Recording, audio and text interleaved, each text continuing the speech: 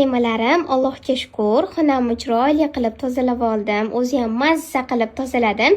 Kecha menga dastavkalar kelgan edi. Sizlarga ko'rsatmasam bo'lmaydi.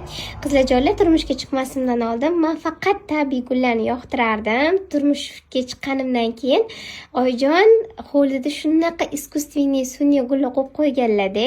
Shunaqa yoqqan, oddiy tabiiy o'sgan gullar olasizlar, birpasda uzog'i bir haftada so'lib qoladi, lekin sun'iy gullar har doim sizlarga quvonch bag'ishlab turadi, kayfiyat bag'ishlab turadi, chiroyli bo'lib turadi-da.